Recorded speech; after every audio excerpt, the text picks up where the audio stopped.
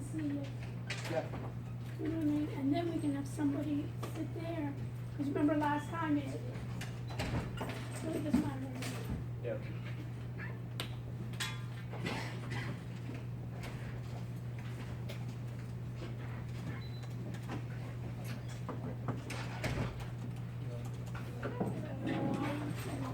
How are you? Good. Our teams could start project. We'll go over that. I was around, so I wanted to ask. What? So I wanted to ask like what. So basically, Wednesday we gotta complete the whole presentation. What, you want me to take off like Monday, huh? Yeah. Okay, yeah. Everything has to be prepared. Not this one, it's the phone. Oh, fine, Wednesday. And this one we gotta fully finish the app. What? You should finish as much as you can so I can give you feedback on it. I'll show you the resource with the. No, I'm preparing now. I'd be happy to talk to you after this class. You go over this. Okay, so good, okay.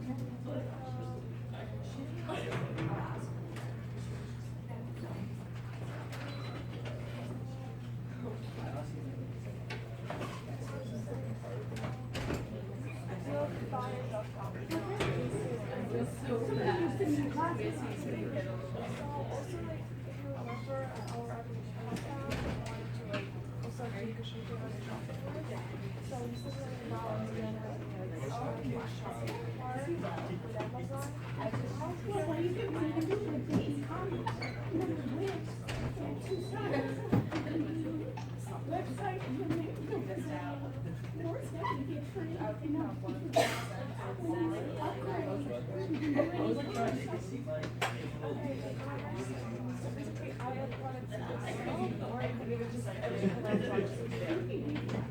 Look at what they have there. You know, look for it.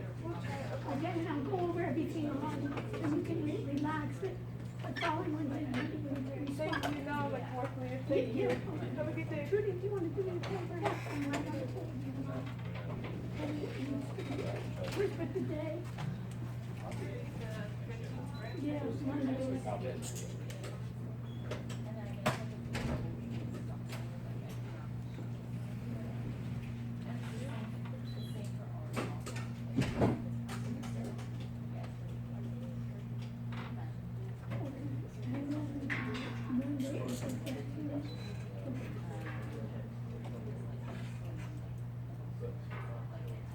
And then, not working?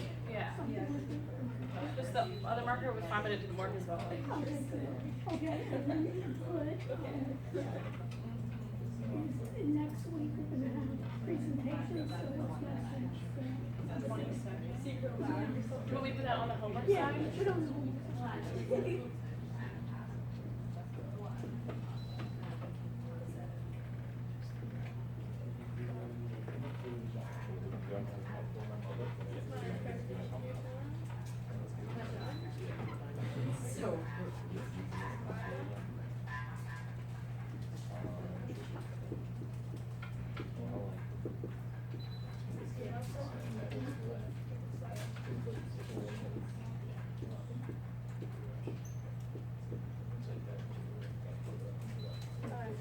Okay, so presentations, what's the date? I heard the 22nd. Okay, 22nd is presentation. Then let's put, review session. It's gonna be, Tuesday, April 30th. What time? It's review, talk about review for project review, talk about that. Project review, and it's gonna be from 7 to 9 p.m. in, LC 170. What? When's our exam? No, the first and the sixth. Okay, and then put, and then also put in our exam, right? And then it's also an LC 170, right?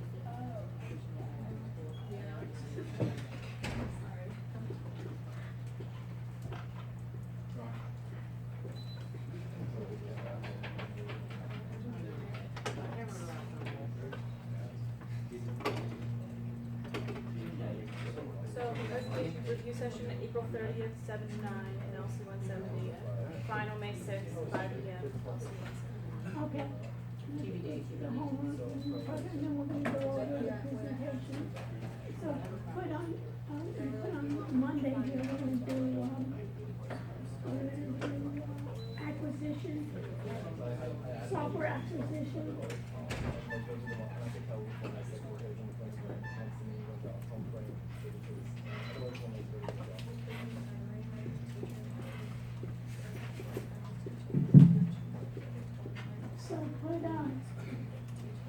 So put, software acquisition, and then also put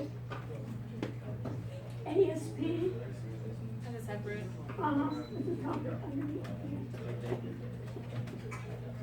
Slash, capital S, lowercase 2a, software as a service, SaaS, okay?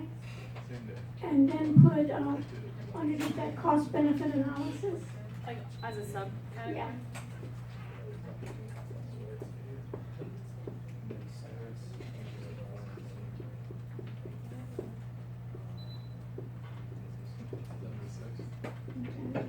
And then we're gonna do a review of the exam. Put underneath that, Exam review? exam review today. Up in the final? Yeah, final exam review.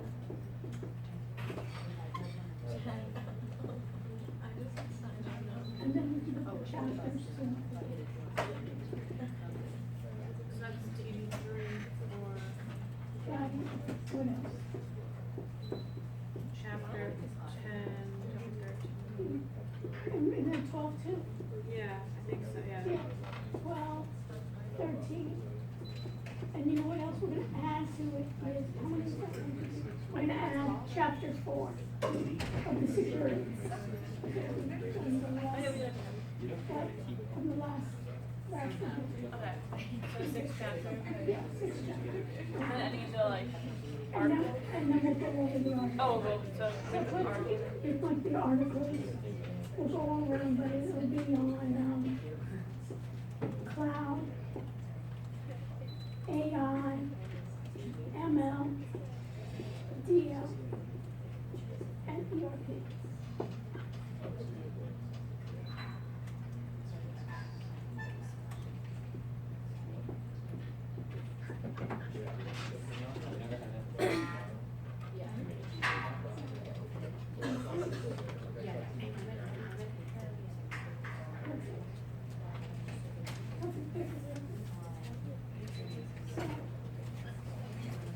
Alex, can you do me a favor and check on, A-Rush's broadcast and steam it? If we're recording and we can hear it?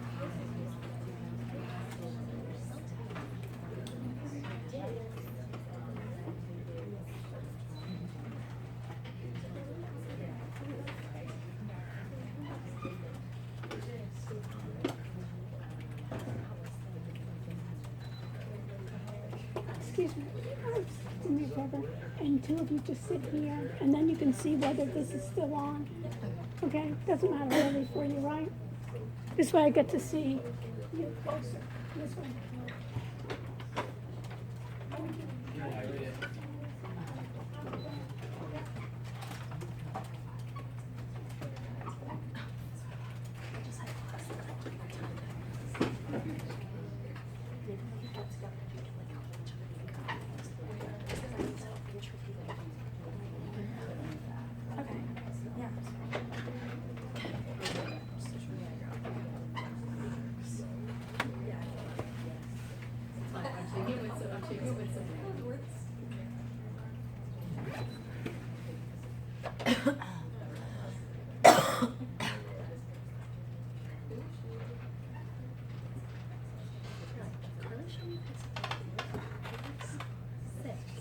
It's so cool.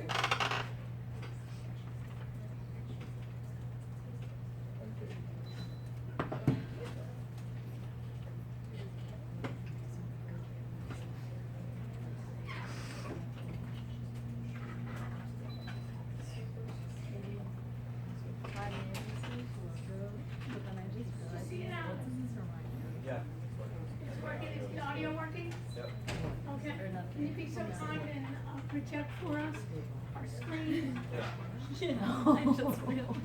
and then we can see how everyone's doing. Let's do a roll. Everything's, does it take a while for the other one to come up?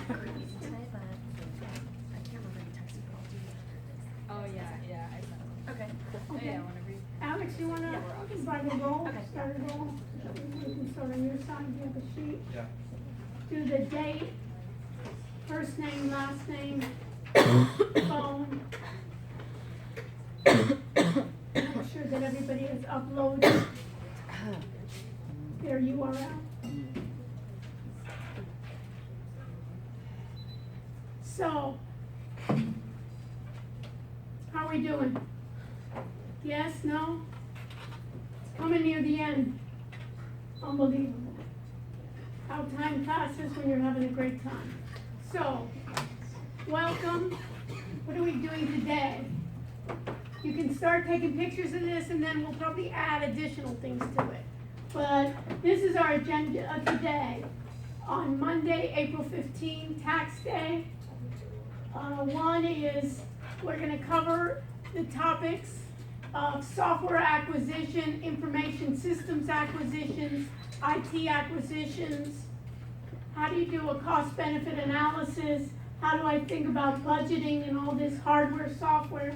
What should I buy? When should I buy? Because what happens with hardware, we know that the prices go up or down in the future, usually with hardware. Prices usually for the same type of equipment, usually going down. Software is more complicated. So we'll be talking about cost-benefit analysis. What I decided to do, next week is your presentation. So what I'm going to cover tonight is what do we actually need to have on our presentations and what do we actually need for our final project. So what I decided to do, next week we're going to be busy looking at everybody's group projects. So I'm going to do an exam review tonight. So this way, those of you that want to have more time can already do that. You can start going through all your materials and then you have time to ask me. How does that sound? So we'll already spend some more time with the exam review. And just to take a note that we'll cover the new material since the last exam, which is Tech Guide 3, Tech Guide 4, Chapter 10, 12, 13, and the only chapter that I'm going to cover again is a chapter that's crucial to us in the future, and that's security. So add all the new chapters and put in your notes also Chapter 4 for the security. I'll also go over what articles you need to read for the open-ended, but that will cover the articles in the cloud, AI, artificial intelligence, ML, machine learning, DL, deep learning, ERP, the trends and digital trends. Your homework, I'll go over your presentations, which are due next week in class. I'll go through what actually has to be done there. I've set aside, I'm going to do a review for the exam tonight. But what I've done is, if you have additional questions about the exam, if you have additional questions about your project, what needs to be added to your projects, I'm going to have another session, an additional session on reading day, April 30th. That's that Tuesday from 7 to 9 p.m. It'll be in LC 170. It'll be written LC 170, and I'll be available for you. I'll be from 7 to 9. If you need me even longer, I'll stay longer there. And the final exam for this section is May 6th, and it will also be in that same room of LC 170. So it will have a large room where everybody won't be crowded. Okay, so that's our agenda today. And What time is the exam on May 6th? what time is it? What did you write? Trudy. I wrote 5. 5. Okay. Good to come on time. LQ 70? Is that What? Is that LQ 70? LC. LC 170. Okay. Okay, you know where that is? No. The Learning Center. It's right next, you know where Memorial Is that Building Witten? is? What? Is Witten the learning center? Witten. Oh. Witten. Okay. Witten Cool. Learning Center. Cool. So you wanna write Witten there, Trudy, being my guest? Make sure, you can even write it on the very top so people won't forget that. That's the most important, right? Final exam, Witten Learning Center, 170.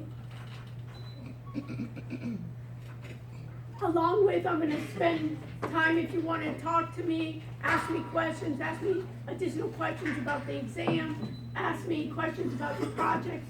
I'll be an extra day for you that we're doing this. Okay? So, I'm gonna go into Blackboard, and you can go into Blackboard as well, and I'll show you some things that we need to do for Blackboard. I'm gonna log in with my Kane ID, and hopefully it'll work. I'm always just thrilled when something works. Doesn't take a lot to please me lately. Okay, I'm gonna go into our section, which is our regular section, and then I'll deal with the audit area. Any questions up to now that you have? I'll spend time, I'll end a bit early in individual groups that have questions about the group. If I didn't go into detail about your projects, I'll be willing to do that. Another note, the final project, everything is to be uploaded to your audit area. And by the day of the final exam. But it really should be, what I would suggest you do is, everything should be uploaded to your audit area for next week, that you can present all your materials. But the revisions should also be there. Okay, so let's do a couple of things here. We have assignments. So, you see here, quiz chapter 4, security. That is one chapter, you can put it in your notes, that we will cover as well. For the exam, and for the review, I'll mention it. Chapter 12 is the business intelligence. Tech Guide 3 is the cloud computing. Tech Guide 4 is artificial intelligence. Chapter 10 is ERP. And Chapter 13, which is acquiring information systems, is available as well. I'm going to go to course documents now. I'm going to go to PowerPoint. And I'm going to download Chapter 13.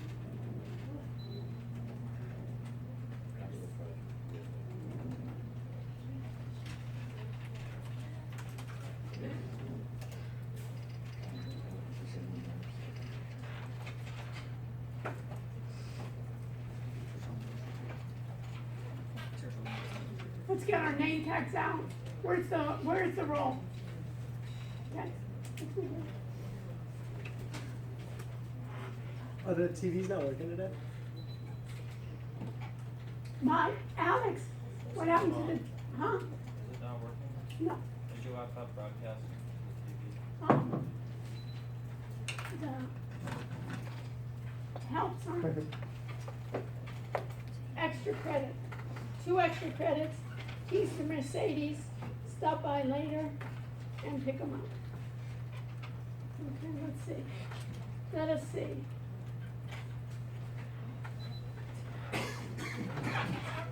We got it? the TV? Yep. Thank you. And I've been talking all along, thinking you're saying.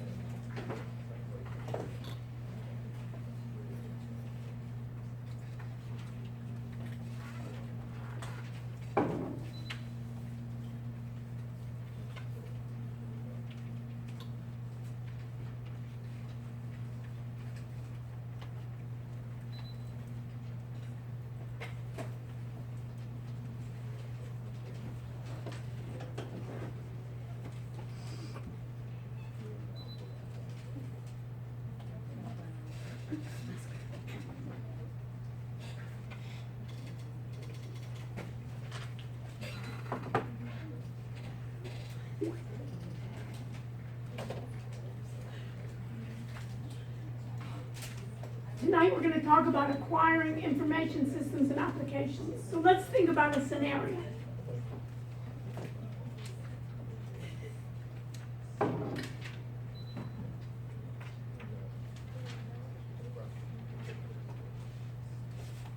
Who can think about a scenario for acquiring information systems and applications? It's basically thinking about decision modeling.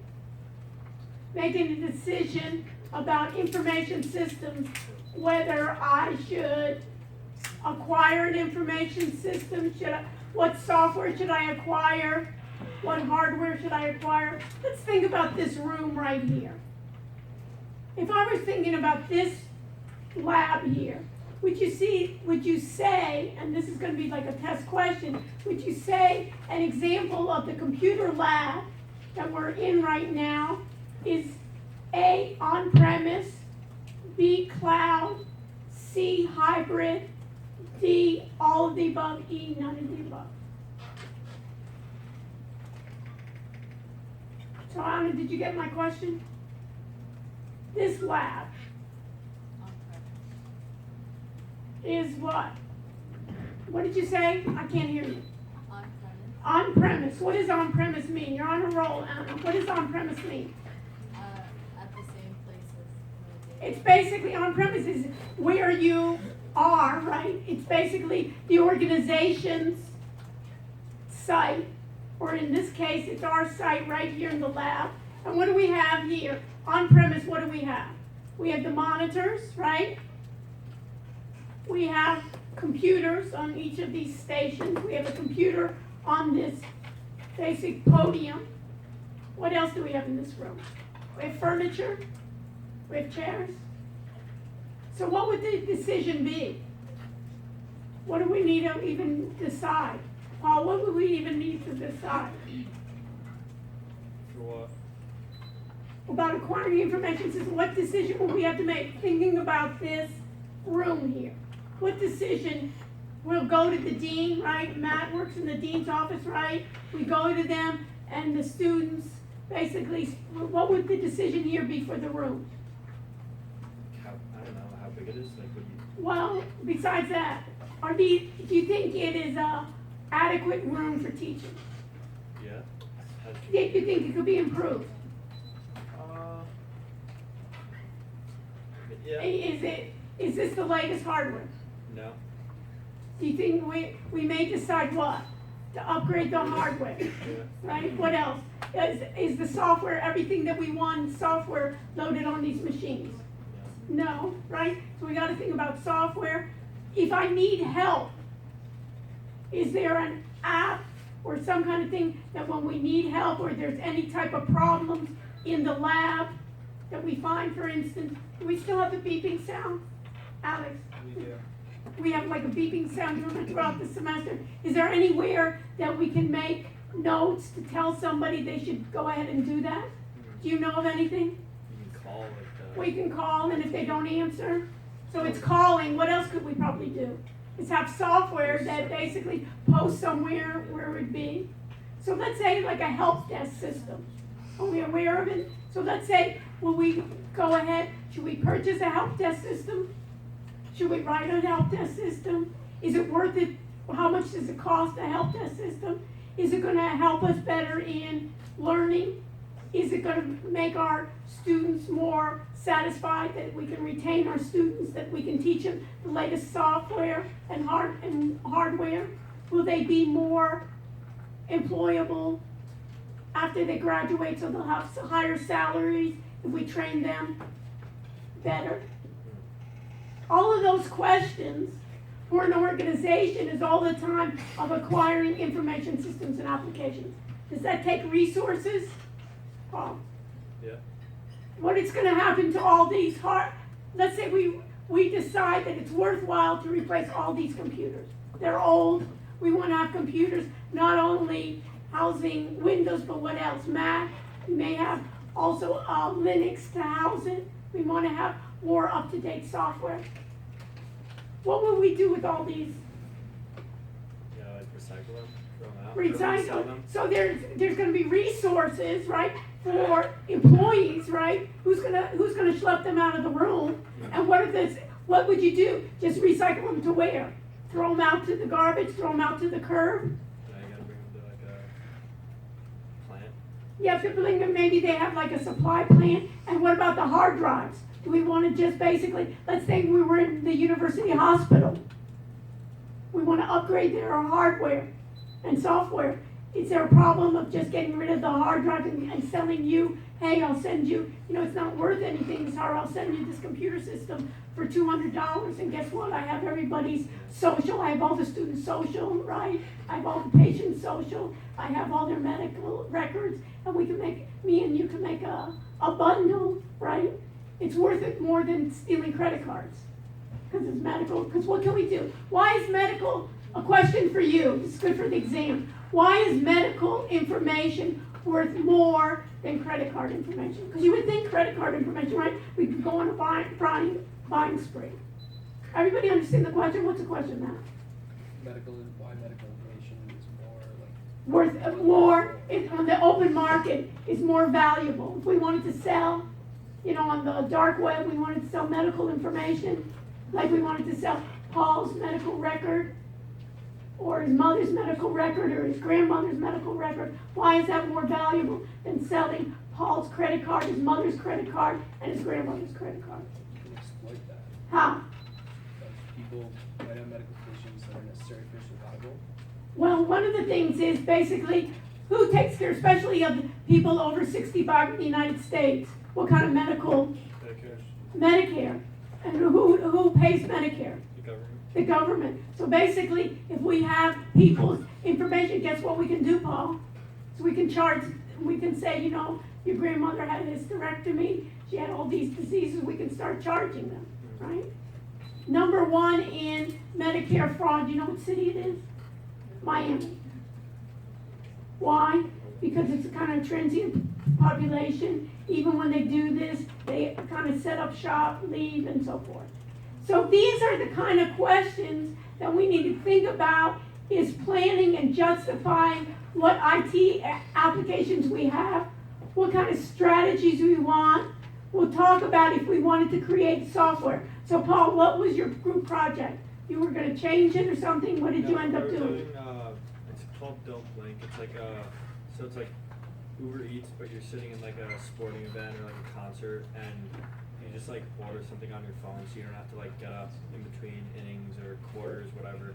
You don't have to wait on the line. And how are they going to find you? You just put in like your seat, section number, all that. And then you're going to have somebody Yeah, deliver like it. someone delivers it. Yeah.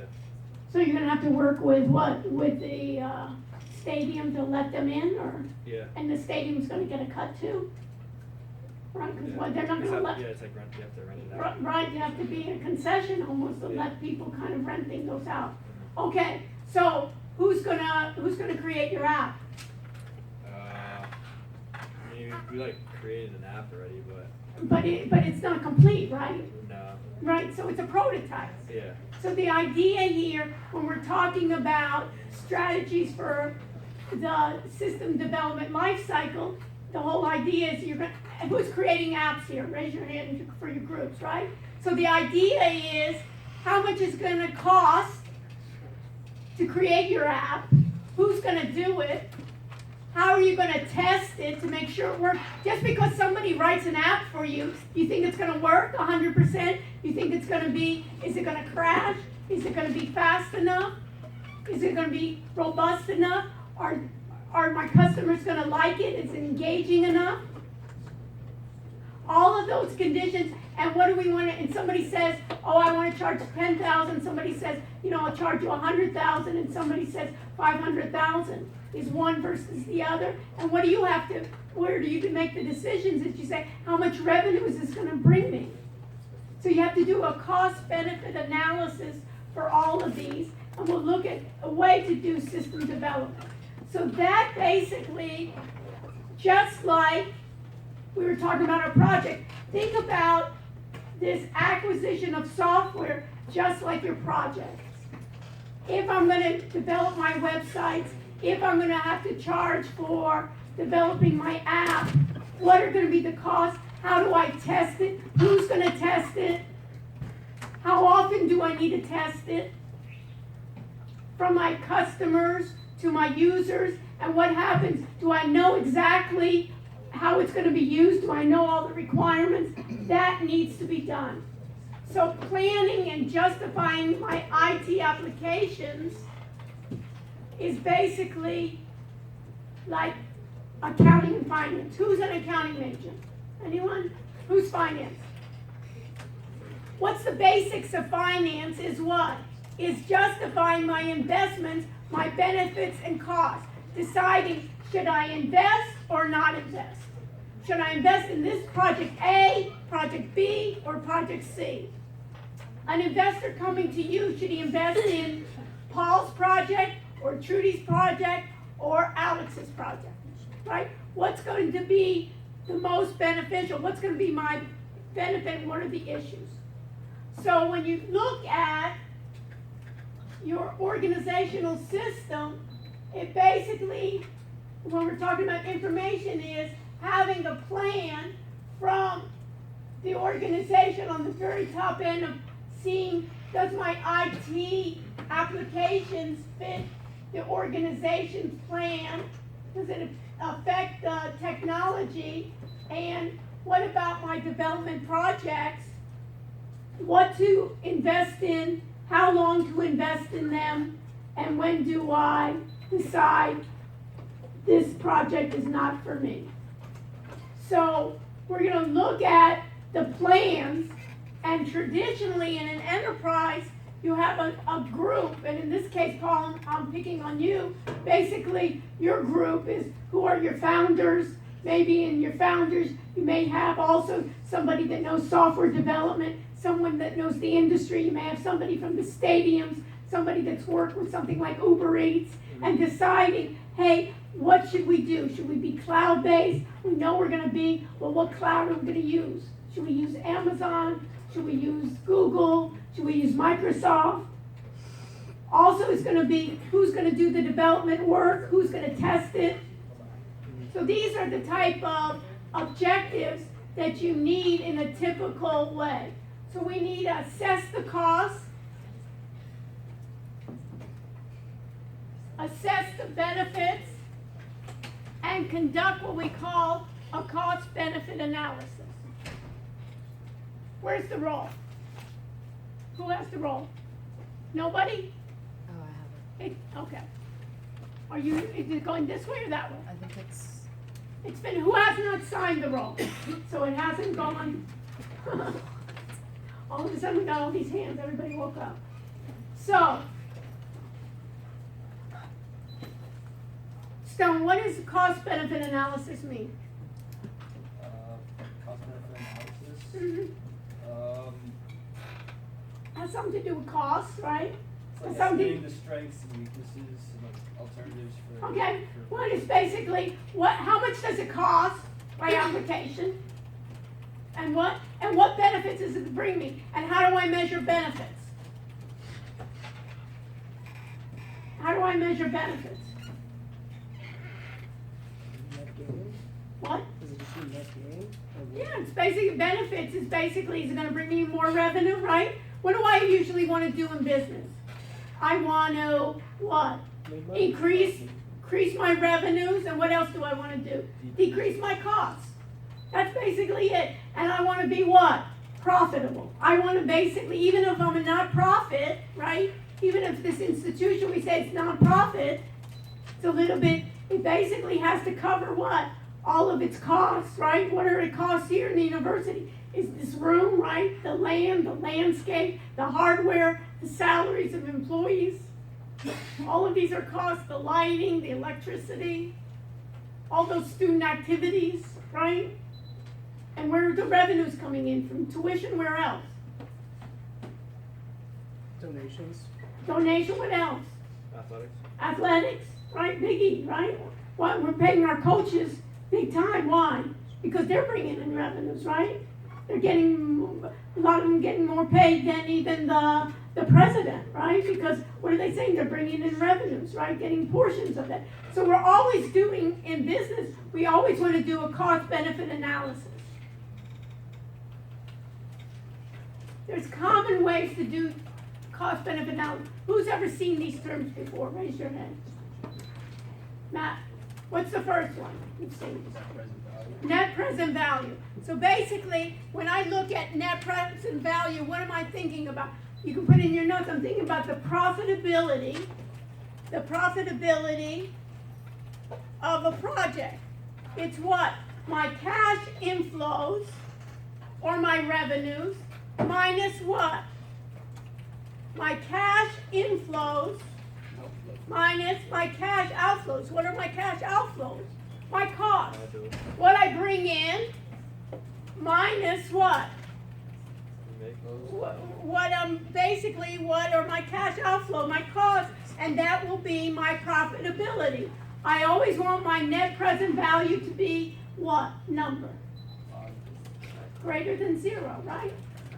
So you can put in your notes, my net present value is always going to have to be, I always want it to be greater than 0, whether I'm going to go with this approach or not. Now, in some ways, I may have time. For instance, if I'm a unicorn, you know Uber's going public? Yeah. Are they profitable? Yes. Who says they're profitable? Raise your hand if you think Uber is profitable. Raise your hand if you think Uber is not profitable. Not profitable. They're losing in millions. What about Lyft? Is Lyft profitable? No. But what are they thinking? They're thinking about the potential. Very few of them, they're thinking about the potential, they're thinking about their growth. And what happens is they have more what? Costs than they have revenues. So how long can you do this? For short periods of time, but eventually what happens is that you need to be profitable in order to do it. That's why in your project, I say you need to discuss your revenue model.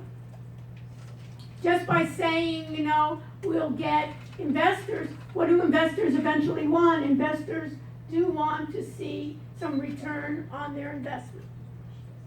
So I have ROI.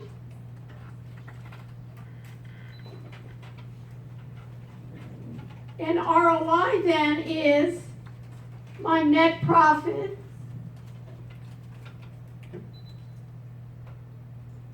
or I can say my benefit of my investment over the cost of my investment.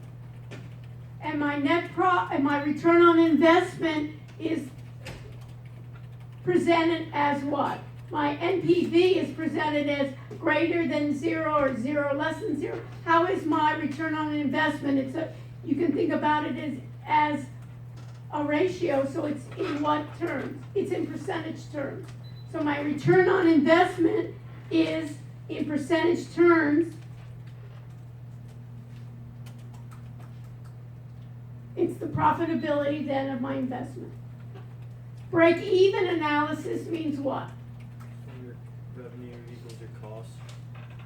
Right, so basically, it's how much do I need to produce in order to cover what? All my costs.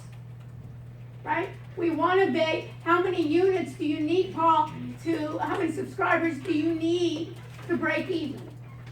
Basically, that's what we're going to be basically, and thinking about I have to give everybody a cut along the way, right? The guy that delivers, right? I have to give a cut also, depending on equity or something, I have to pay for what? All my costs of my software development, all my advertising, getting all my my marketing, getting my subscribers.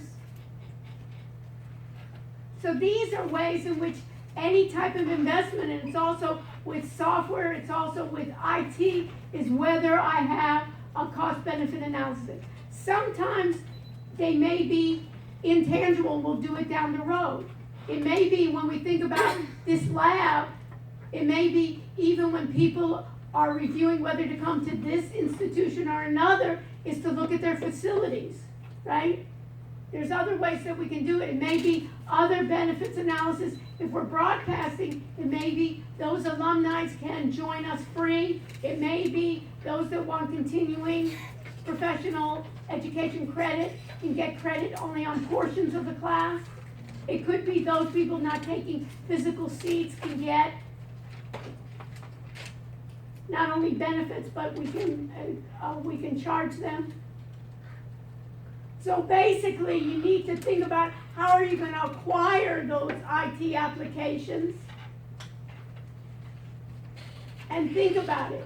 When we want to take Paul's example, is there already a pre-written application that does that, Paul? No, not really. No. Now what you can do is, we talked about it before, is you can use APIs. And what's an API? Who can tell us what an API is? We need for the exam. API. Look it up. API.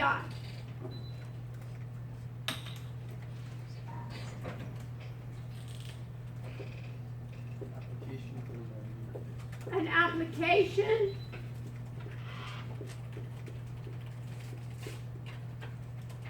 program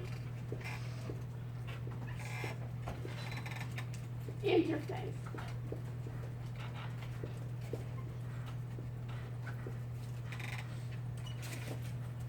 And you know what my next question is? What does that mean and who cares? Where's the roll? It's right here. Okay, we finished? Who hasn't signed the roll? So, what do you think an application program interface is? Yes. It's like it's an interface that allows other things to be created like on top of it, so you can make something and use the already like kind of created API to enter it into your own thing, so that you can. Yeah. It basically, I have an application and I can interface it with existing applications. So let's take Paul's example. Paul, are you gonna take credit card? Well, yeah, it's the only way that you can. Right, so he's gonna take credit card. So he has to get a module that will accept credit cards, and what will the module do? It'll get all the information, right, from someone. It'll get their credit card number, it'll get their security code, their what? Sometimes it'll be, what else do they usually ask you? It's basically the 3-digit code in the back of the card. It'll have to verify it. It'll have to put it into the accounting system. Do you think, Paul, that already exists in other Yeah, companies? that exists. That exists. So instead of the user interface may need to be different, but that portion, that credit card, accepting the credit card information already exists. So when it's asked here, purchase a pre-written application, parts of those modules, you can check off and you say yes. So when you hire a programmer or a group of programmers and they say, you know what, we'll write up a credit card verification system and we'll charge you $10,000 for that or $50,000 for that, what should you come back and say? Why not use an existing API and see what's available that you don't have to rewrite the wheel? You think Amazon has something like that? Then would probably sell, right? Or all the back end or all the accounting end.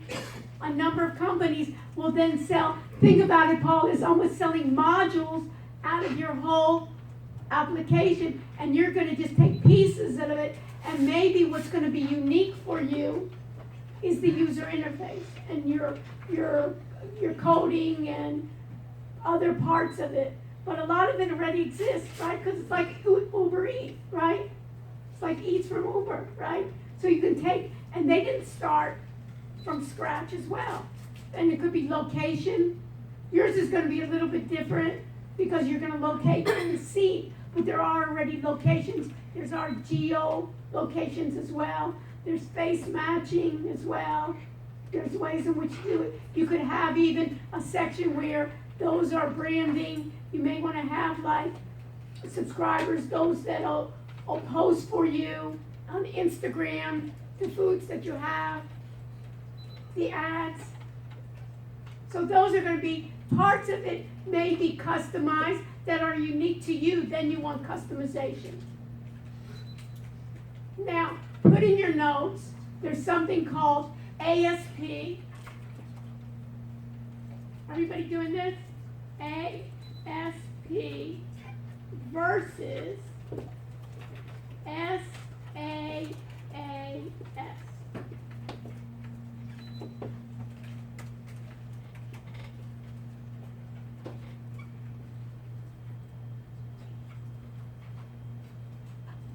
So, ASP stands for what?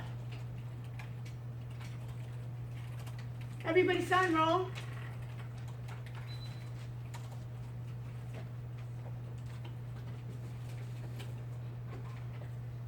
No, what does ASP stand for?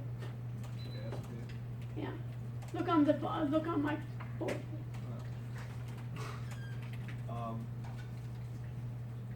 Application service providers and software as a service vendors. Okay, so the acronym for application service provider is what? No. ASP. And software as a service, what's the acronym for that? Capital SaaS. Right. Now you got that. You're half a roll. And now we got to figure out what does it mean and who cares. So, an application service provider, you can put this in your notes, is an earlier concept. And that concept started with what we called client server.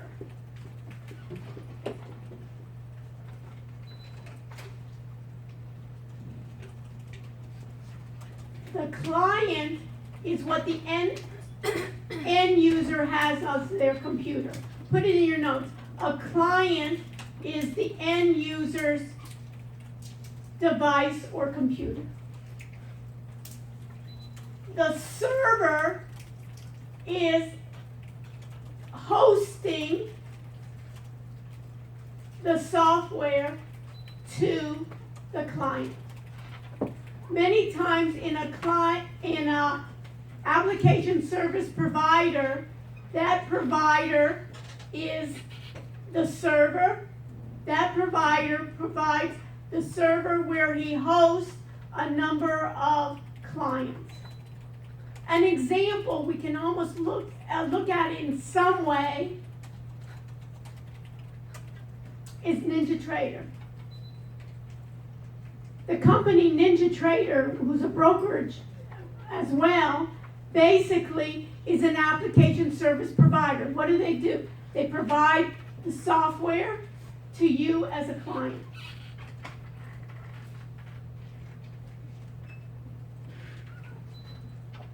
The problem with application service providers is does it go through a web browser? Usually, no. So traditionally, you have it on your operating system. So for instance, in this classroom, what do we need to do? We need to have Windows installed. The application service provider has to provide then the software, and every time it gets updated, what happens with the software? It needs to be updated as well. And how many times does it need to be updated? On all of these servers, on all of these clients. On the other hand, you're on a roll now. Software as a service vendor says, I as the vendor will provide a software, let's say to your company, Noah, as a service, and it means what? That I can charge you maybe a monthly fee. And how can you, Noah, as you're the customer, how can you access me as the vendor? Via what? Via a browser, via the internet, via HTTP, hypertext transfer protocol. We know that. So the strategies now becoming much more, the software as a service kind of blends in with what? The cloud.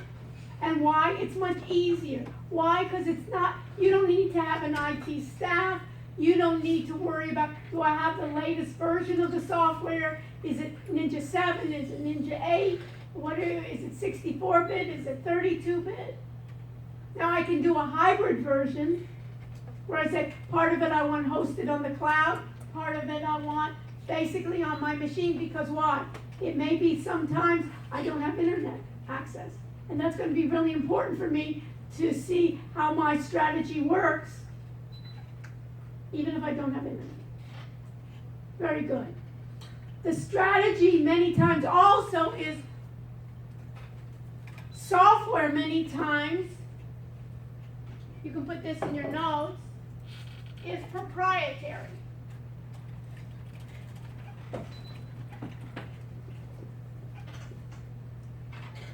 The company, the vendor, owns the source code.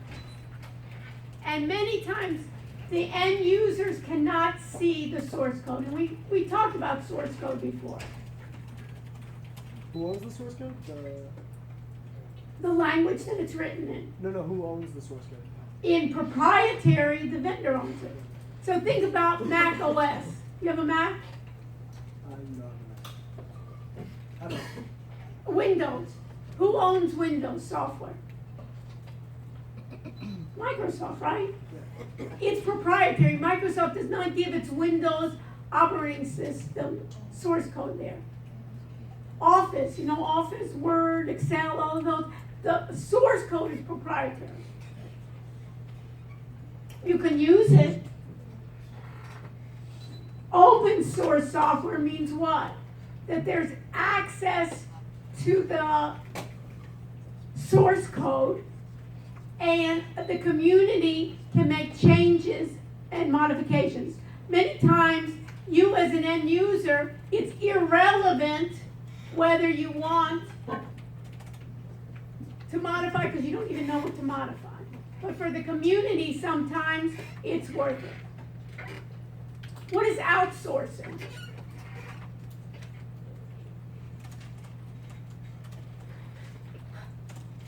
It's when you hire people that are like outside of your company. Outside of my company. So, Simon, outsourcing my software means what? I don't hire somebody within my company, I do what? I can hire outside. Has anybody ever heard about programmers from around the world doing their programs?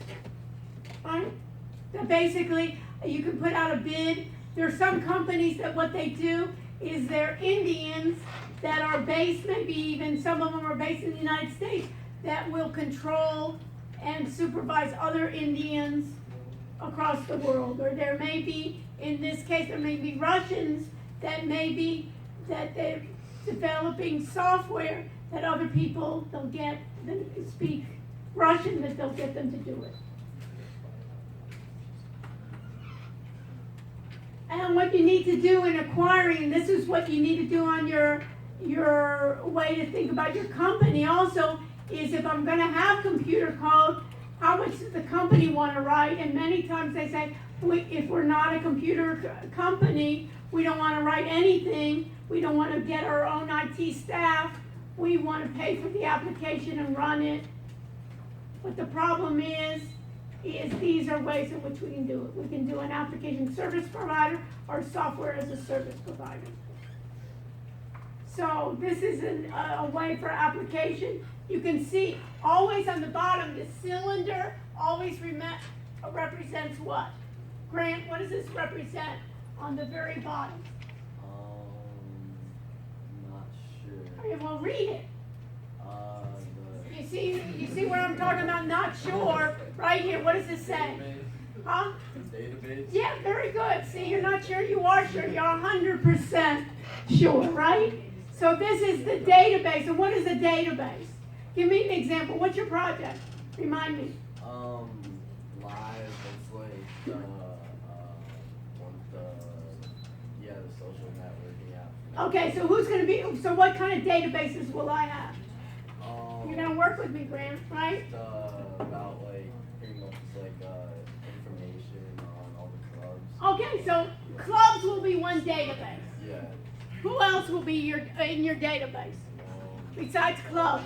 Uh, So we'll have Live and we'll have a bunch of Miami clubs, yeah, right?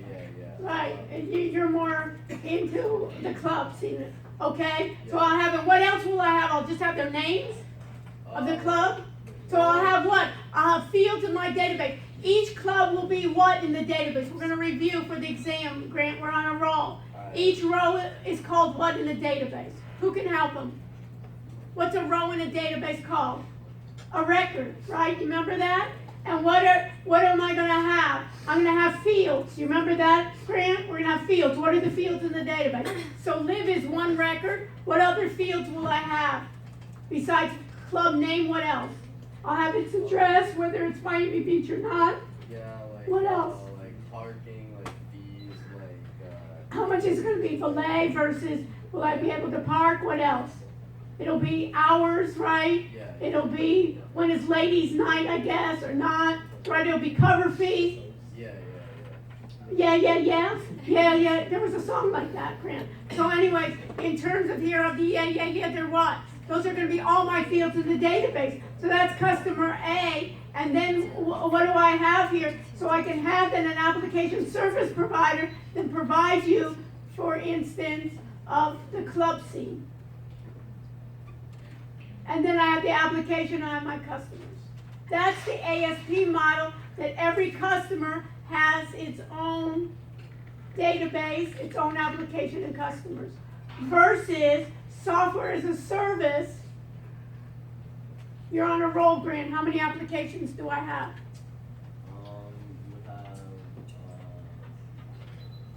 You have one application. One application. You're on a roll. So I have 3 customers with one application. So think about it. What is a software as a service? Let's think about the software as a service. We had someone that basically can white label.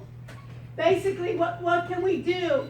It's basically you do this for Miami, and then you can have it done for another customer that wants to have the local scene in Atlanta, the local scene in LA, the local scene in New York, the local scene in Boston. We're really having one application, and then we're gonna do it then for the customer A, B, and C. It's just gonna be changes in between. The traditional life cycle then is basically, we have to analyze, we can't just, Paul is gonna put together it's a great idea, he's gonna do what? Basically, he's gonna try to figure out, he has to investigate what's gonna be the design, who's gonna program it, who's gonna test it, how is it gonna be implemented, and guess what? Do you think it needs to be maintained? Do you think it needs, what kind of operations are gonna be? All of that has to be done what? Continually. And does it have to be fast? Yes. Because if we wait 3 years, guess what? It's too late. We need it done quickly. So the traditional, put this in your notes, the traditional systems development life cycle takes many times too long. So you can see here in the supporting, you have from the business need, you have the prototyping, and what area, Paul, did you basically do for your project? If we look at for your project, is basically you did the prototyping. You see this? But once we do the prototyping, now we have to get, and we want to go beyond that, we have to go something beyond prototyping, and we actually have to have a delivery system. So you can think about these, in essence, yes. Is the final exam cumulative, or is it just the second half of the? It's just that stuff. Okay. So it is cumulative. Does that look cumulative? Yeah. Huh? Yes. That looks cumulative. Yeah. You see chapter 1 there? You see chapter 2 there? You see chapter 3 there? Does that look cumulative to you? No. No. No. Okay. It's good that you answer your own questions, right? Fair. Okay, but we'll do a review. Okay. But this is chapter 13. Is chapter 13 listed here? Yeah. So, yeah. Thank you. Okay?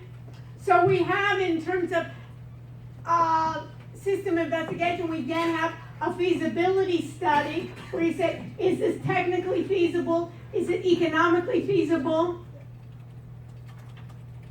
Am I gonna make money on this, Paul, or not? That's what I'm really economic, behavioral. Are people gonna go for it? Or are they just gonna go with the concession stand, I don't wanna do it? Or is it gonna be so behaviorally that you're gonna have to fight with the concession guys in the stadiums? They say, why should we let you in? We'll do it So ourselves. it's kind of like be through it's like Uber Eats, like it's still gonna, the restaurant's still gonna be a restaurant. Right. They just pick up food and deliver it. So that's what, so what's in it for me, right? And just the negotiations on that. And then why shouldn't then Uber Eats get into this? How are you gonna prevent Uber Eats from this? They can just buy us out. Well, you want them to exit, you want it, but that's what you have to figure out is, you would love for them to buy, you love it, for them to exit and then them to require you, but you have to figure out what's gonna be unique in yours. How do you get to market quickly? Because they have a lot of the parts already. Yeah. So those are the ideas, behaviorally people say, hey, maybe I can just get Uber Eats here, And then this one again, we need on the design issue is the deliverable, and then put this in your note, there's something called scope creep. That means a lot of times when you're designing a system, what happens when you get a lot of people involved, they end up expanding more than you originally had. The time frame takes longer and longer. The costs increase more and more. It's almost sometimes when people are like renovating houses, they say, oh, let me add this, let me add this. I'm gonna add a new kitchen, no, I don't like, I'll add new floors. And it gets to be more than it's worth. And then you have to figure out who's gonna test it. Who's gonna program it and who's gonna test it. And if you had systems before, I don't wanna just scrap my other systems. I want to make it that I can test it in parallel with my old system. And I need to debug it, I need to update it, I need to add it. Now, remember we talked about agile development, rapid application development. People want things fast, so what I want to do is I want to create a development environment that quickly I can get out a prototype so people can respond. Remember just like how you were doing your websites quickly? I said, there's nothing for me to respond to unless I see it. Other end users can't say whether it's good or bad or can't see problems unless you do it. So that tools for getting it, that's kind of the way that it's improving. And that's it. Questions? So we're doing a review.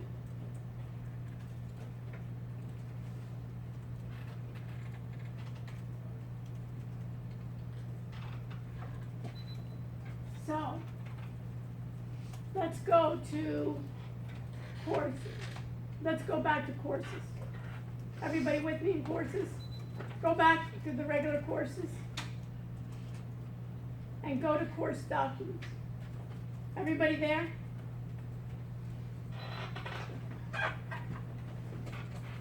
So,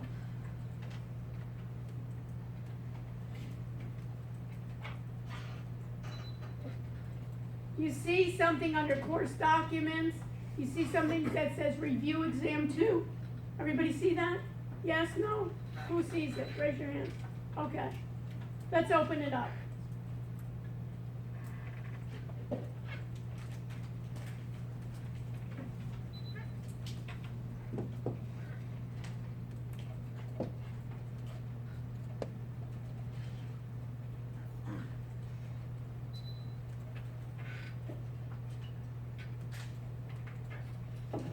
Hopefully it'll come up.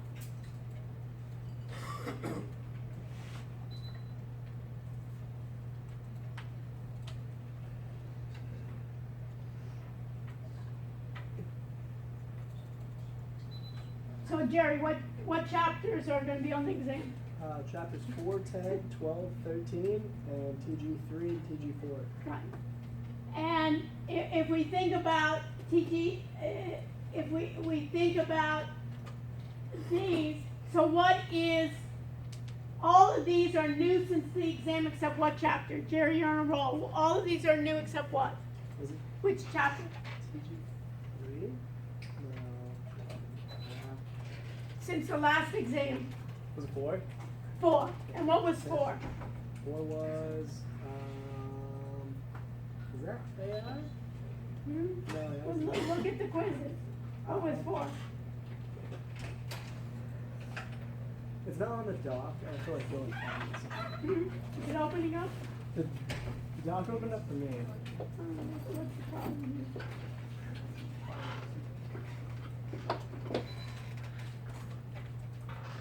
Security was chapter 4. So it's going to be that, if we think about it, it's going to be then the security is the only chapter, Jerry, that's going to be, again, reviewed. Everything else is going to be new there. And then, let me go to the Blackboard. So if I go to the PowerPoint, you see here that security chapter 4 will be on the exam.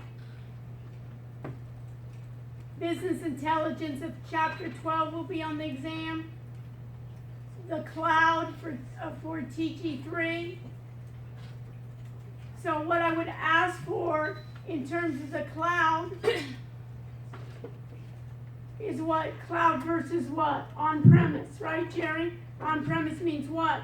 Does that mean it basically is here that we're not using what? The internet browser, we're actually using it here, the cloud versus what we have. Chapter 10, which is ERP, which stands for what? Enterprise Resource Planning. We talked about it. Chapter 13 is acquisition. That answer your question, Jared, that you had before? Yeah, thank you. My pleasure. So have it in this case, as usual here, that what we want to accomplish here. So, let me go to Blackboard again.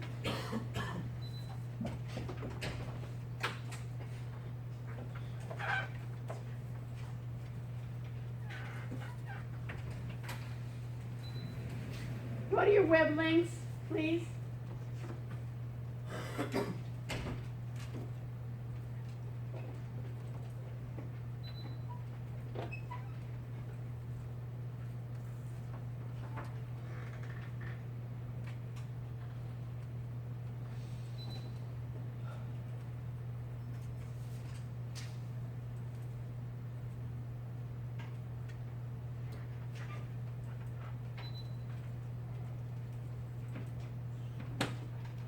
And on your web links, let me put what articles you need to read for.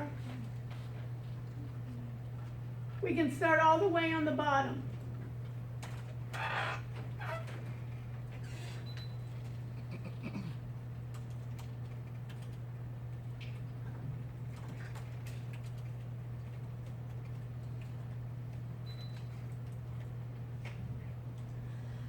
Basically, what is the SaaS business model and how does it work? SaaS is a method of software delivery that allows data to be accessed from any device with an internet connection and web browser. In this web-based model, software vendors host and maintain the servers, database, and code that constitute an application. So you need to know that.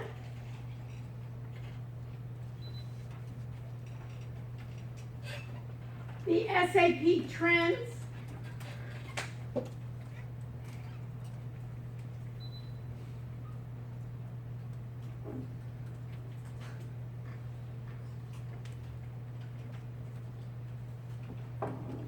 And it's basically what, SAP is what type of company? Anybody know? What is SAP? I type SAP. What kind of company is SAP? What? What type of company is SAP? Business. But what else? It's basically started as what? An ERP company that's based in where? In Germany, that we have basically an SAP company. You have here the 5 trends in ERP. So this would be a good question for an open-ended question. What are the 5 trends to look for in ERP solutions? What are the disadvantages of the current ERP systems? And how can vendors address this issue?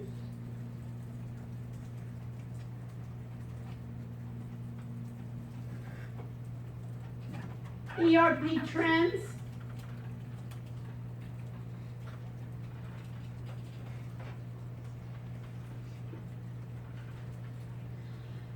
And you need to know the difference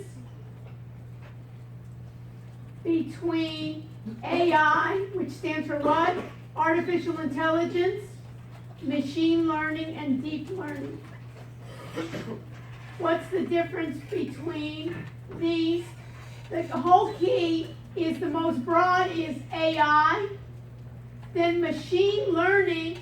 What's the differentiation in machine learning? If you were going to tell somebody in one sentence, what's the difference between machine learning and computing, it would be what?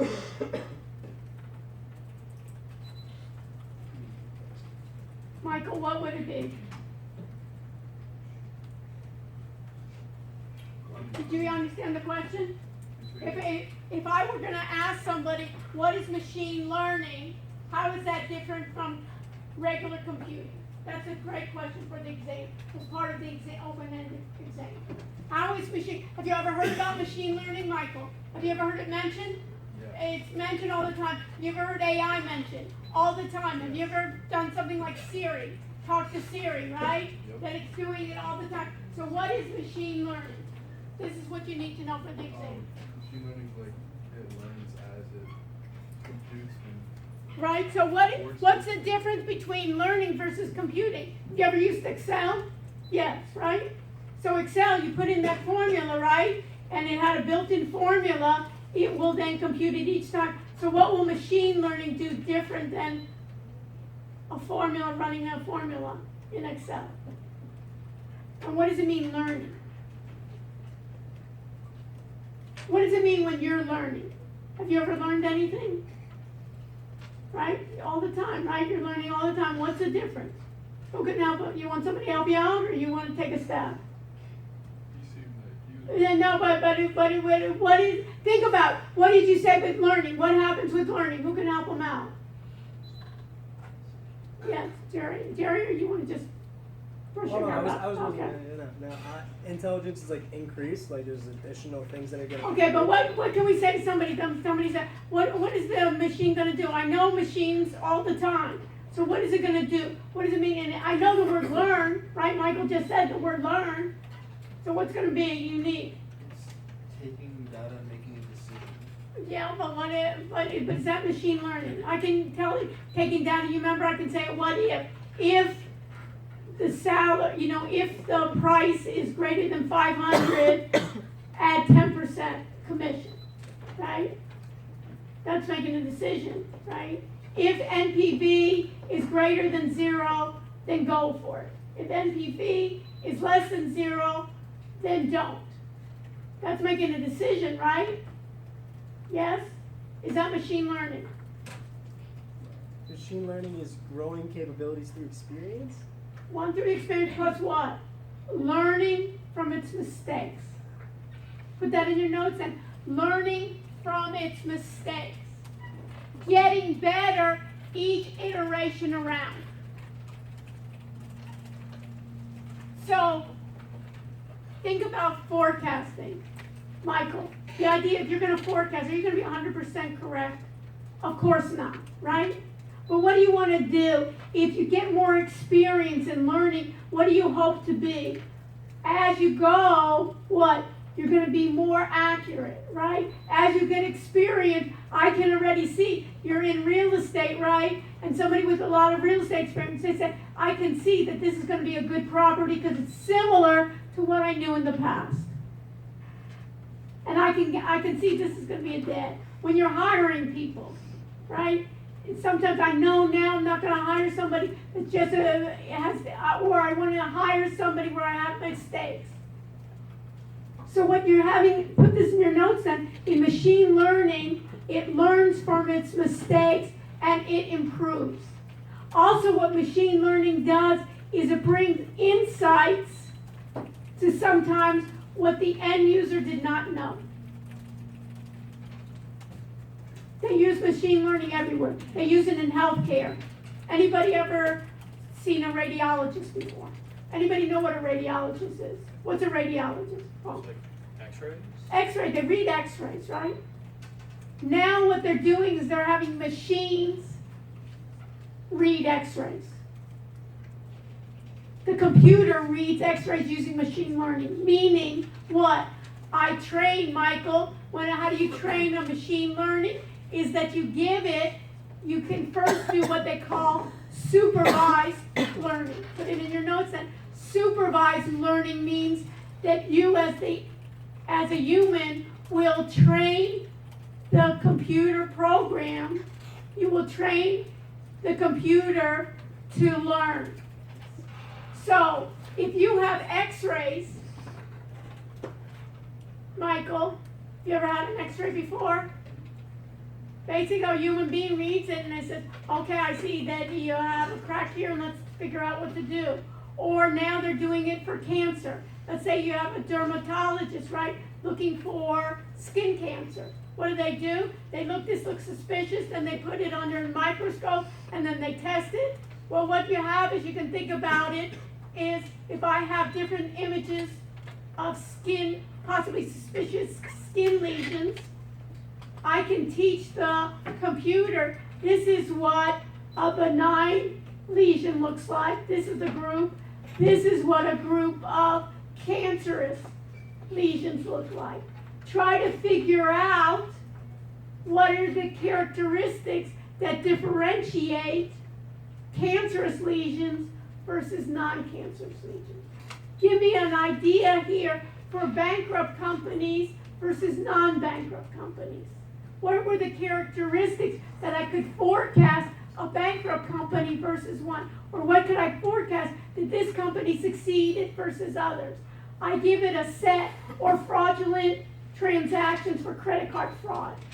Credit card companies use machine learning all the time. How do they train it? They know what good transactions look like that were valid. They know what fraudulent transactions were. They train it. They basically say, now the computer, find me the characteristics of the fraudulent transaction versus the other one. Then what they do after they train it, they supervise it, they test it.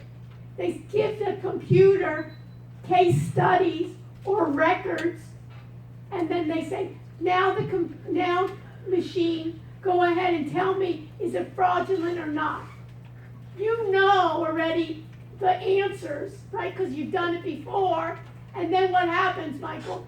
Then basically you put it back and you say, you know what? You got 80% incorrect, 20% incorrect. So what's the machine learning? You want it to do what? Improve its accuracy or what? Decrease its errors. So you go back and you say, you know what? You put too much emphasis on where it was bought and not enough emphasis on it didn't match the pattern of this customer. Who makes it? And basically you feed it back each time to do what? That the machine then will learn. So now, for instance, in medicine, they're anticipating most x-rays won't be read by human beings. They'll be read by the computer. But what happens is who will then be making the rules and giving the rules and the decisions will be the radiologist. who will be then doing it? So some of the things, so they can spend on really hard cases and really simple cases, oh, that's basically non-malignant. You know, you have that spot on your way, why bother going? You know what you'll do? You'll take your phone, take a picture of that lesion, and it'll come back and say, chances are 98% that this is not cancer. You'll take an app to do it, right? You won't have to do it, but that 2%, or this looks suspicious, go to a dermatologist. It's the same thing with companies, the same way of learning. So that is the difference between machine learning and regular computing. AI is the generic part, and basically it will keep on learning. Anybody hear about Alexa? Who's heard about Alexa on Amazon? Anybody hear that now Alexa listens to all your conversations at home? Why does it listen to all your conversations? Because it's interested really in hearing all the juicy gossip you're talking about your friends and so forth at home. Why does it listen? Yeah, Paul. So like learn different terminology. Yeah, basically trying to improve each time, and it's basically trying. Now they say that they don't store your information, right? They say that they're not picking up who you are, but it wants to learn. It's just like, have you ever done the voice translation? Have you ever done translating from voice to text? And sometimes it's not completely accurate. Have you ever seen that one language to another language?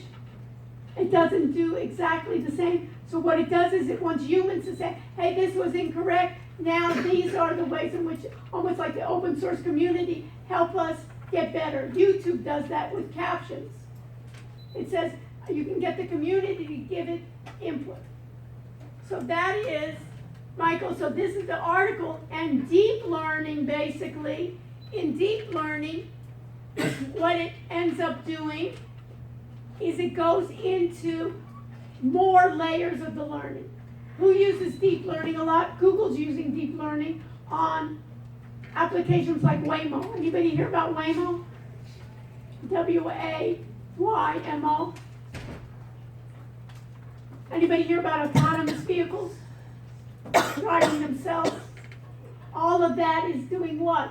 Deep learning, because I have to distinguish between what? How far the car is. I have to distinguish, is that a person? I don't want to be running over people.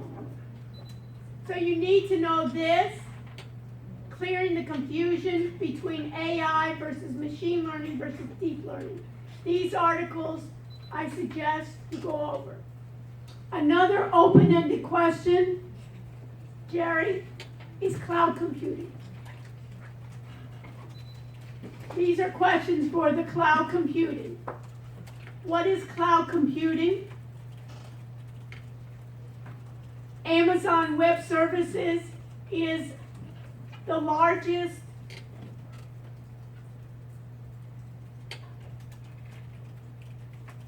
cloud computing company in the world.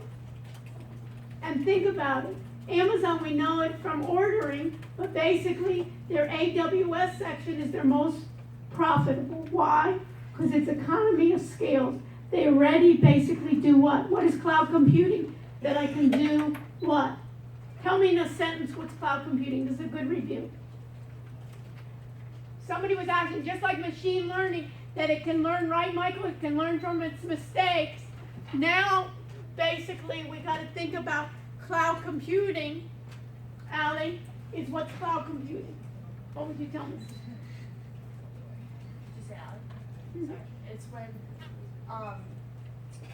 when you use a network on the internet to store rather than using it from a local So server. what's the key word in cloud computing? Cloud? Yeah. Sorry. And what does cloud mean? Cloud, I look up and I see going to be a cloudy day, right? A rainy day. What's the key? On demand. So you can put it in your notes then. Basically, cloud computing is on demand. I can get computing services. I can scale. What does scale mean, Allie? That I can move up or move down. As my Paul has a great idea, and maybe in the beginning, he has 3 guys together, and starting the company, and if he wants to scale, he was gonna use cloud computing, because he said, I don't wanna invest in hardware. I don't want to invest in software. I don't want to invest in operating systems. And when I grow, that means scaling. When I grow, will he have the same needs for computing as when he had 0 customers? And then when he has 10,000 customers, when he has 1 million customers, when he has 5 million customers, subscribers, and then when he's ready to go public, and then when he's ready to exit, and Uber's gonna buy him, and they said, well, maybe Uber is not the best, let me kind of bid some other people to buy me. Maybe Apple should buy me, or maybe Microsoft should buy me, or Facebook. Just like, the idea of Instagram. Who owns Instagram? Facebook. Did Facebook always have them? No. But once they were successful, they got their niche, right? So the idea here of cloud is on-demand, scalable. You can grow. It can be by project. It can compute. I can have databases.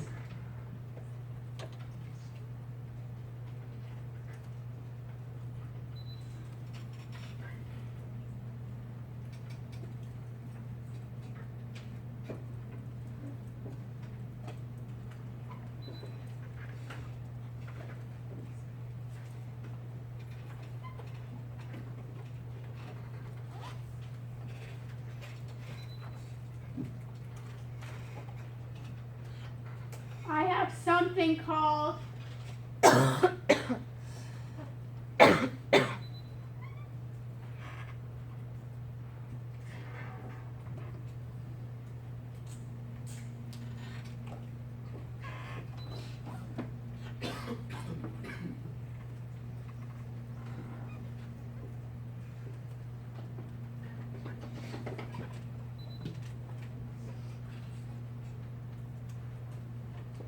what does that say? Who can read that? On the very top. Right here. Who can tell me what those letters are? Just read it. IaaS. Have you heard AAS before? What did it stand for before?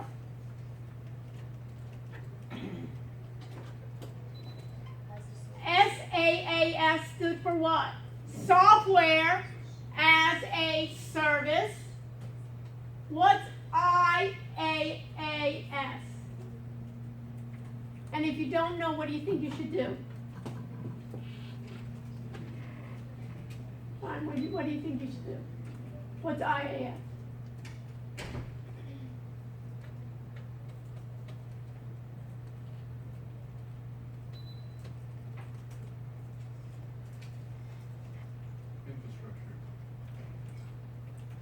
Infrastructure as a service. And what's PaaS? Platform as a service. So let's think about what a platform is. Anybody know? And this all has to do, Allie, with the cloud. Platform, aren't you glad we're doing the review? So that's what I think. It's better we do it now, then you can go back and then you can see what it is. So platform as a service. Anybody hear of what an OS is? What's an OS?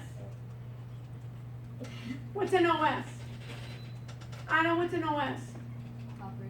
Operating system. So usually you have your operating system right on your phone, right? You have your operating system on your Mac, on your Windows machine, right?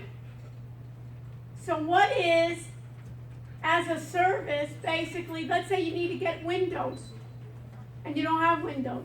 What can you do? On the cloud, you can get access to a Windows machine. So what is that? Platform as a service. I can get it on demand, use it, let's say I'm gonna be using it for forecasting equities. For just one project, do you need it all the time? No. So that's platform as a service, you can get that platform. What's a definition of platform? Put it in your notes, an operating system. What's examples of an operating system? Windows, what else? Linux, Unix, iOS, Mac OS. What is server provisioning?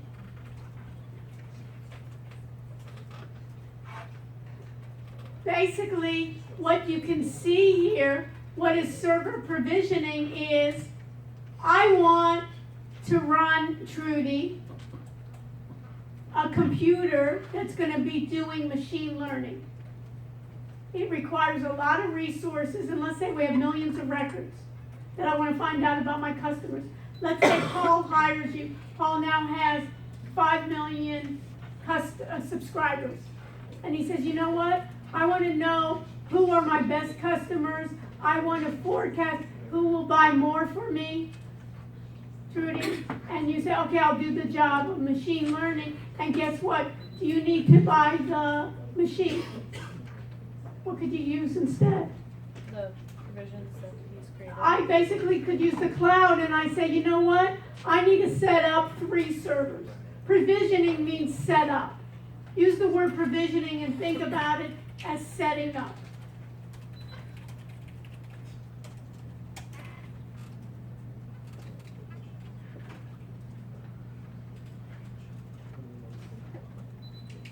So what you're going to be needed to do then is to have, what is the cloud? And you can look at these articles to help you add to what we just did from the book. These will be possible open-ended questions. And as I said before, I'll add more the open-ended questions. So from down here, what is the cloud? What is cloud computing? The differences between AI, machine learning, and deep learning.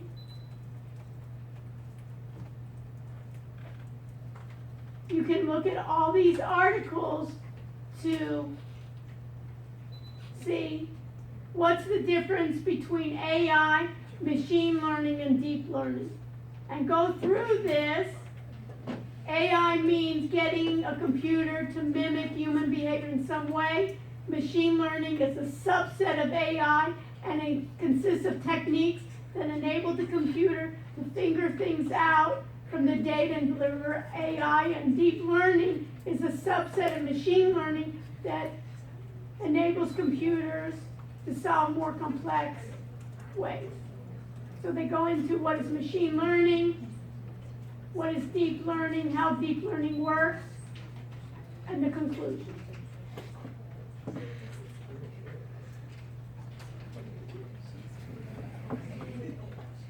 And here's another one of clearing the confusion between the 3 ways how Google uses deep learning.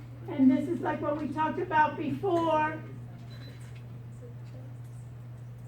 We're like the SAP trends. And what's happening there? So the tech trends, look what's here.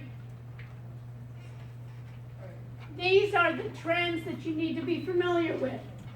Digital transformation, traditional business models are being radically disrupted in the digital economy. Discover what it means and takes to transform, explore strategies. Machine learning, blockchain, Internet of Things, cloud computing. Look at this. Trudy, you're going to get so excited. From SaaS, what is SaaS?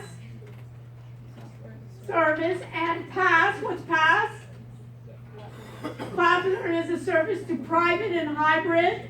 Learn more about cloud technology and benefits. You can also investigate the loudest cloud trends. And then big data continues to explode.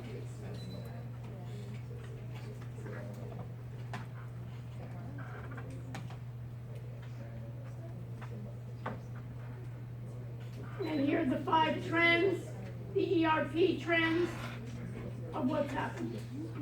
That's the open-ended questions that you have. And if I go back,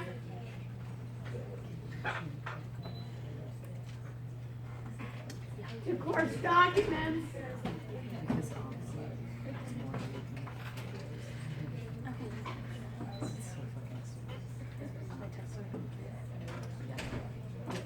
and I open it, you can see that you'll have a list of the concepts that you need in the open-ended way. Questions? So that's the review for the exam. Any questions? So they'll be from 80 to 100. We have from, what time? From 5 to 7:30? Where is it? Where's the final exam? LC 170. Make sure that you know that. Let me now go over what the project needs to be. So go to course documents in your regular section. Everybody there?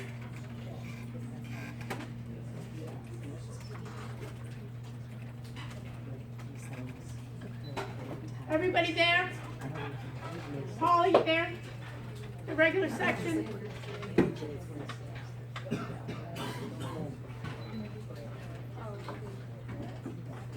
Diana, how are we doing? Okay. You want to look at this? So this is what your project needs to be next week. Everybody will be doing a presentation. It'll be from 7. Let's hit on 7 minutes. You're presenting it via some kind of presentation model, either a PowerPoint or Prezi. What you need, you can take a picture of this to make sure that you have it. It's on your course documents at the bottom of your regular section.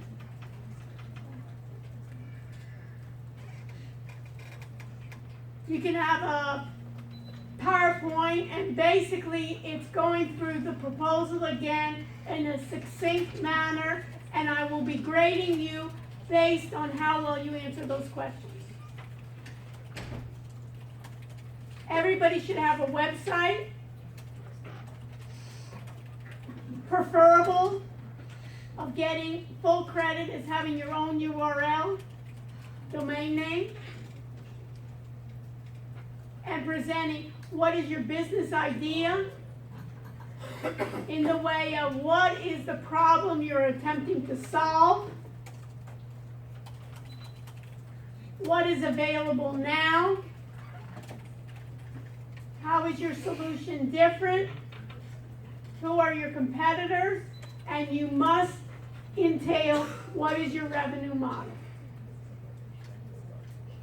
Also included that was not necessarily on your website or your app is not only your team members, but what specific roles and tasks they did in the project. Rather than saying, this person is my marketing director, that tells me nothing.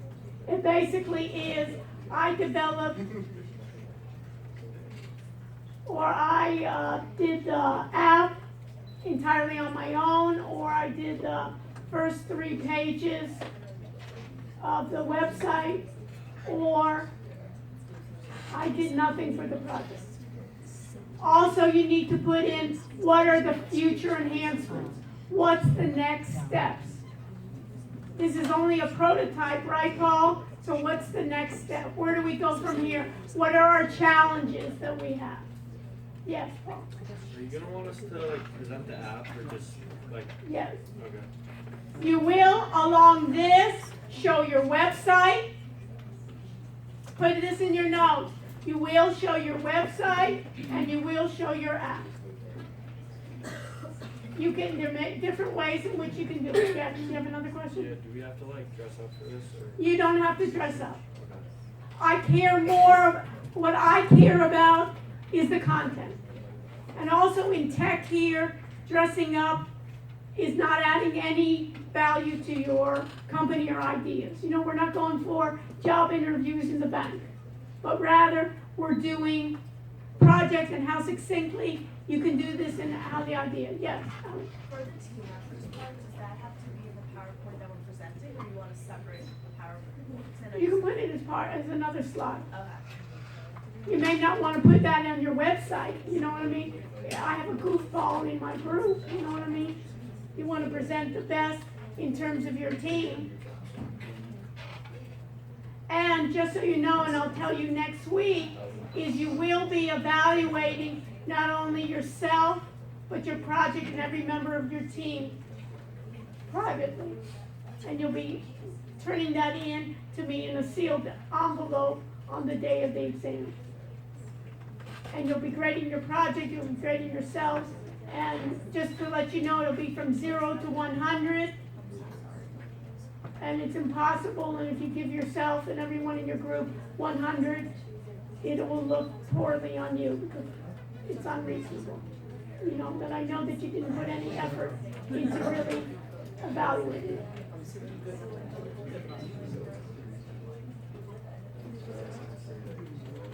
It's 100, right? What else? So everybody understand?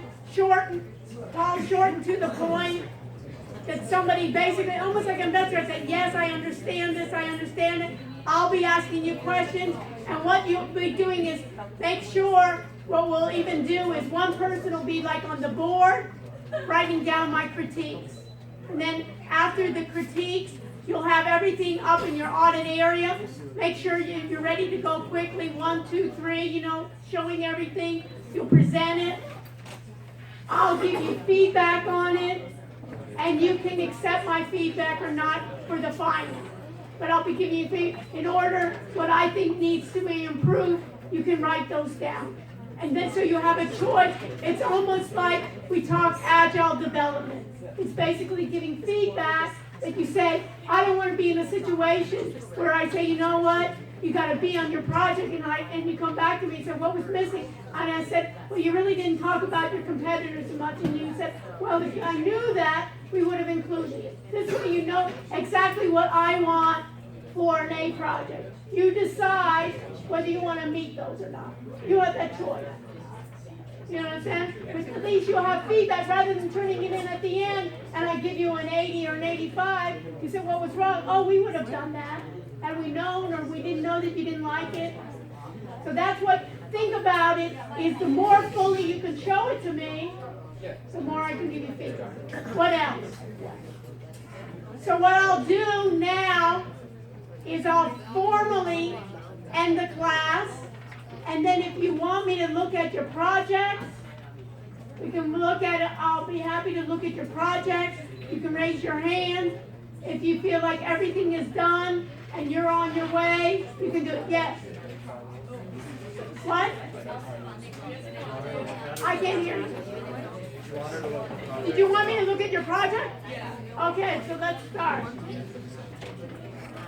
Stay with me if you have questions. So where are we meeting next week? Here. For the exam and for the review, where are we meeting? 170. And the review, basically what I'll do is if you have questions, something that you don't understand, I'll go through it.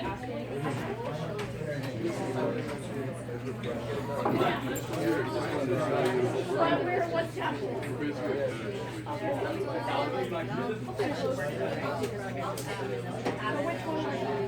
Let me see through all of them.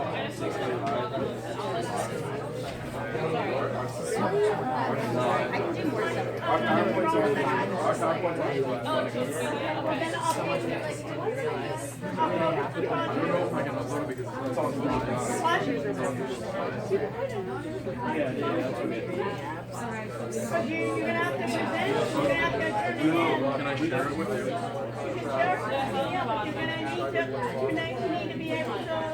No, we will. Yeah,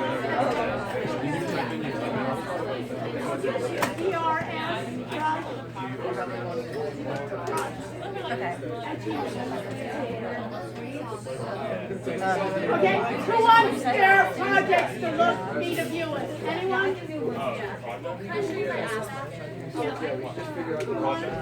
Which one? One?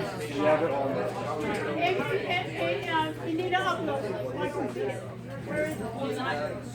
We didn't publish the Okay, so let me see. So what do we need, what do I need to see?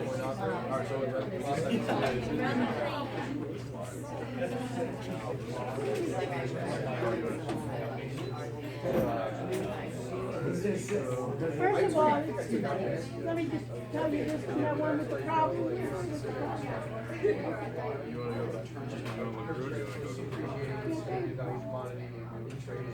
See this? Take that problem and break it down. Break them down into points. It's a lot of reading.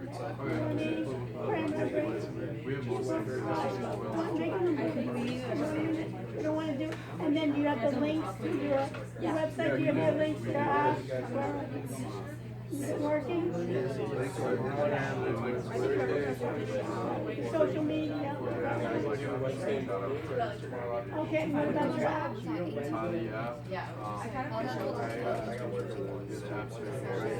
Okay, and you go click on it and see what it looks like. So make sure everything works. Go over it. But I'm just saying, so what you need to do is practice. It goes, that it's fluid. You can basically think about it in 7 minutes. You can present, and you need to add those additional things that I talked about before in the, to give a shot of adding what everybody in your team did, where's your revenue model. We have a page for that. And then you have to think of what everybody in your group specifically did for the project. You have a slide for that.